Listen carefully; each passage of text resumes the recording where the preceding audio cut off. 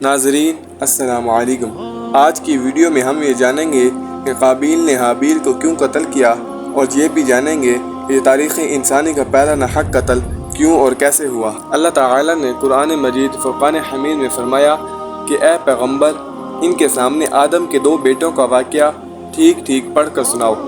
جب دونوں نے ایک قربانی پیش کی تھی اور ان میں سے ایک کی قربانی قبول ہو گئی اور دوسرے کی قبول نہ ہوئی، اس دوسرے نے پہلے سے کہا کہ میں تجھے قتل کر ڈالوں گا۔ پہلے نے کہا کہ اللہ تو ان لوگوں سے قربانی قبول کرتا ہے جو متقی ہوں۔ قرآن کریم نے تو صرف اتنا بتایا ہے کہ آدم علیہ السلام کے 2 بیٹوں نے کچھ قربانی پیش کی تھی، ایک کی قربانی قبول ہوئی، دوسرے کی نہ ہوئی۔ اس پر دوسرے کو غصہ آ گیا اور اس نے اپنے بھائی کو قتل کیا۔ لیکن اس قربانی کا کیا پس منظر تھا، قرآن کریم نے اس کی تفصیل نہیں بتائی۔ البتہ مفسرین نے حضرت عبداللہ بن مسعود رضی اللہ تعالی عنہ اور کچھ دوسرے صحابہ کرام کے حوالے سے اس کا واقعہ تفصیل سے بیان کیا ہے، جس کا خلاصہ یہ ہے کہ حضرت آدم علیہ السلام کے 2 بیٹے تھے، جن میں سے ایک کا نام قابیل تھا اور ایک کا حابیل۔ اس وقت چونکہ دنیا کی آبادی صرف حضرت آدم علیہ السلام کی اولاد پر مشتمل تھی، اس لیے ان کی اہلیہ کے ہر حمل میں 2 جڑواں بچے پیدا ہوتے تھے، ایک لڑکا اور ایک لڑکی۔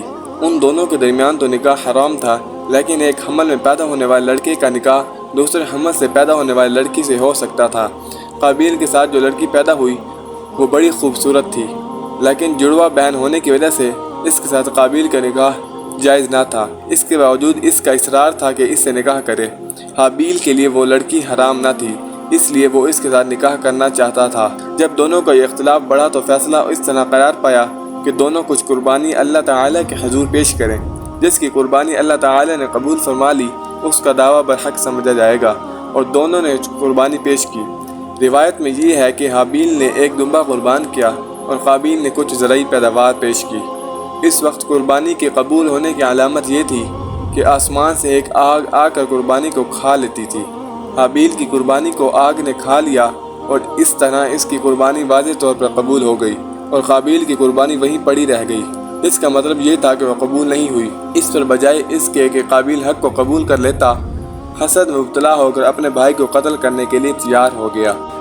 تو حابیل نے کہا، اگر تم نے مجھے قتل کرنے کو اپنا ہاتھ بڑھایا، تب بھی میں تمہیں قتل کرنے کو اپنا ہاتھ نہیں بڑھاؤں گا۔ میں تو اللہ رب العالمین سے ڈرتا ہوں۔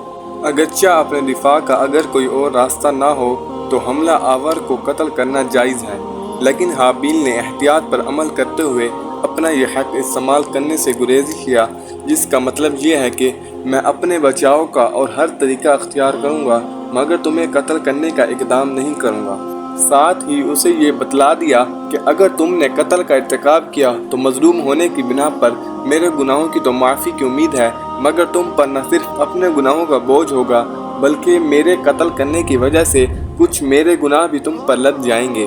تو بعید نہیں، کیونکہ آخرت میں مظلوم کا حق ظالم سے دلوانے کا ایک طریقہ حدیث میں یہ بیان ہوا ہے کہ ظالم کی نیکیاں مظلوم کو دے دی جائیں گی، اور اگر نیکیاں کافی نہ ہوں تو مظلوم کے گناہ ظالم کو دے دیے جائیں گے۔ حابیل کی بات سن کر بھی قابیل اپنے بھائی کو قتل کرنے کے لیے آمادہ ہو گیا۔ آخرکار اس کے نفس نے اس کو اپنے بھائی کے قتل پر آمادہ کر لیا، چنانچہ اس نے اپنے بھائی کو قتل کر ڈالا اور نامردودوں میں شامل ہو گیا۔ جب قابیل نے اپنے بھائی حابیل کو قتل کر دیا تو اسے اب یہ سمجھ نہ آئی کہ وہ اس کی لاش کا کیا کرے۔ پھر اللہ تعالیٰ نے ایک کوا بھیجا جو زمین کھودنے لگا تاکہ اسے دکھائے کہ اپنے بھائی کی لاش کیسے چھپائے۔ یہ دیکھ کر وہ بولا، ہائے افسوس! کیا میں اس کوے جیسا بھی نہ ہو سکا کہ اپنے بھائی کی لاش چھپا دیتا۔ اس طرح بعد میں وہ بڑا شرمندہ ہوا۔